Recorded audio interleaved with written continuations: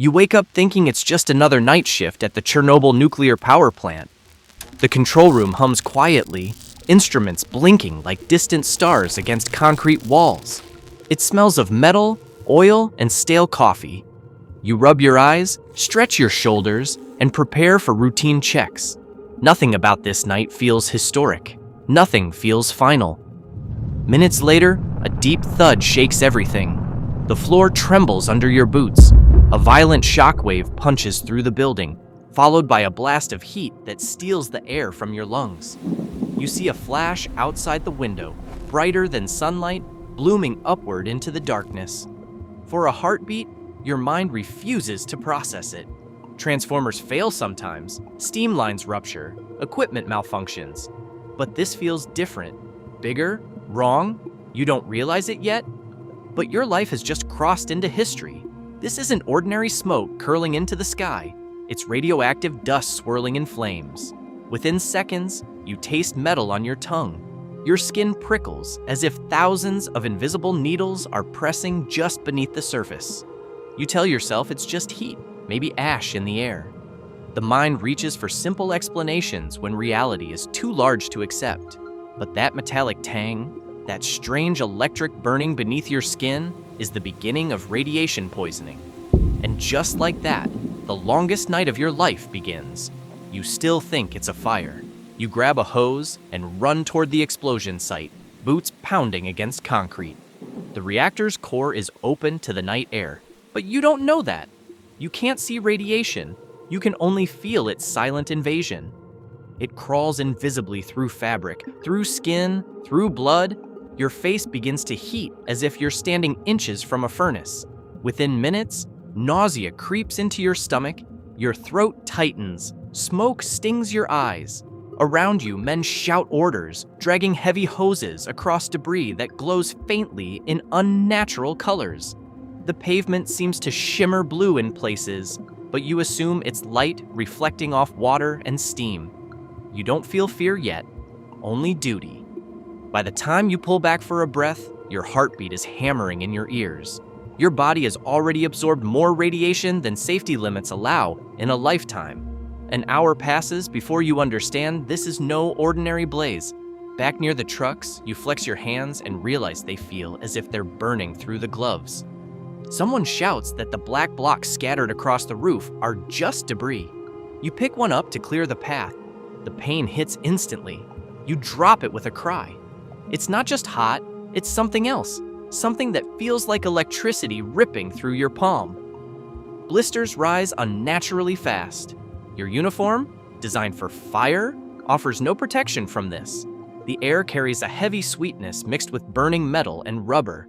Suddenly, nausea doubles you over. You vomit onto the pavement, wiping your mouth and blaming exhaustion. You've faced brutal fires before. You've pushed through worse, but you don't know that the radiation striking your body now equals tens of thousands of X-rays. Your body's warning signals are already overwhelmed. Time begins to blur. Swallowing feels like dragging glass down your throat. Your lips crack. Your skin pales beneath the soot. Adrenaline keeps you moving even as others begin to stumble. One firefighter collapses, helmet rolling across the concrete. Another laughs weakly, claiming he saw the reactor core glowing like a small sun. The laughter dies quickly. A faint ringing fills your ears. The sky above glows red-orange, unnatural against the darkness. Your stomach twists again. You taste iron. The truth, though you can't yet name it, presses closer. Radiation isn't just around you, it's inside you, altering blood and bone, rewriting cells that don't yet know they're dying. As dawn approaches over Pripyat, the invisible toll begins to show. You're led inside.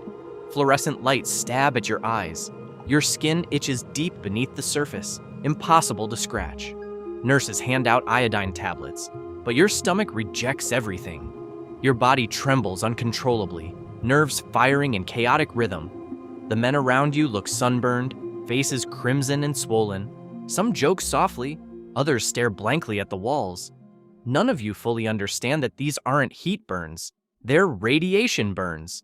SEW energy so powerful it's shredding DNA inside every exposed cell. You lean against cool concrete, grateful for the brief relief. Water tastes metallic, but you drink anyway.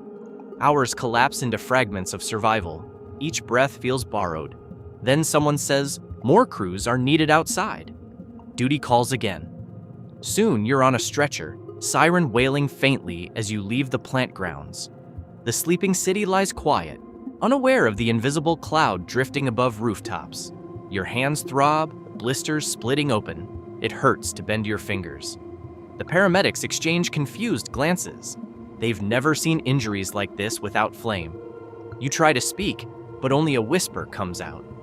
Inside the ambulance, heat and chills alternate violently. You tell yourself it's shock.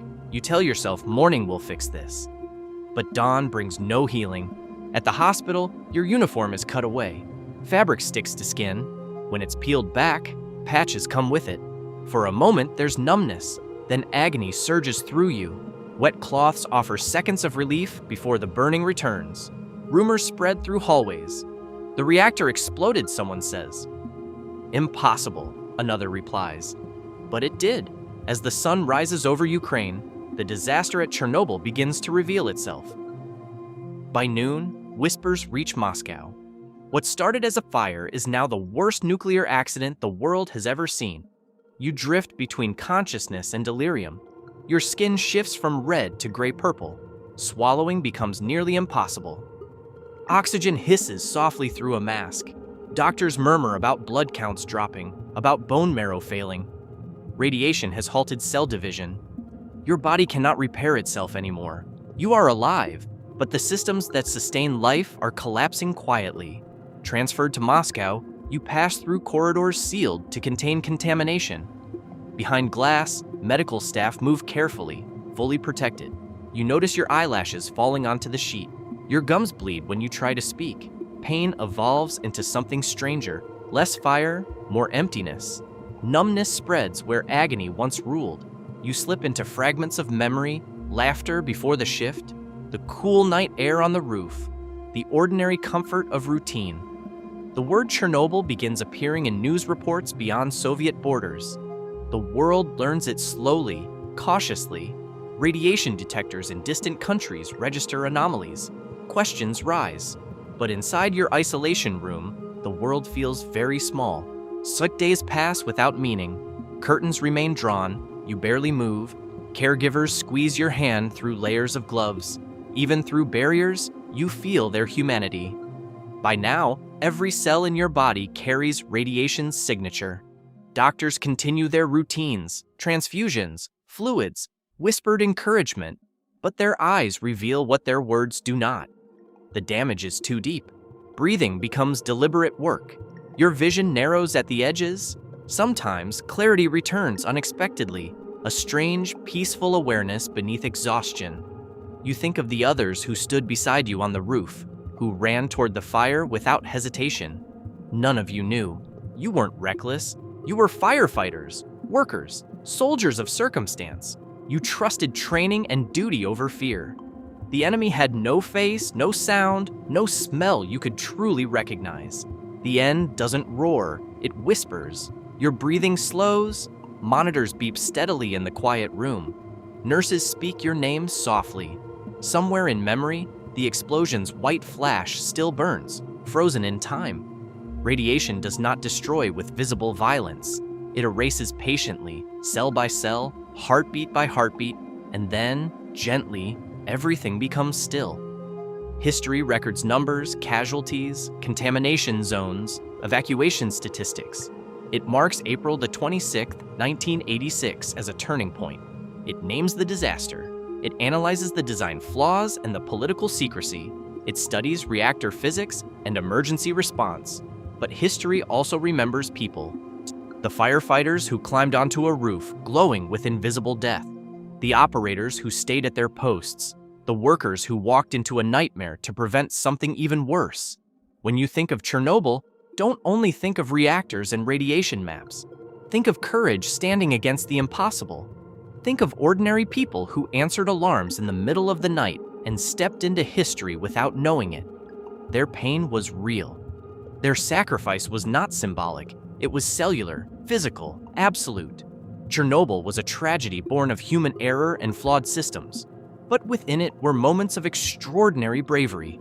Men who believed they were fighting a fire, not confronting an invisible force that would unravel them from within. Remembering isn't about shock, it's about respect. Because in the silent space after the sirens fade and the headlines pass, what remains is this. When the world tilted toward catastrophe, they ran forward. And in that choice, they became more than victims of disaster. They became the enduring human face of Chernobyl.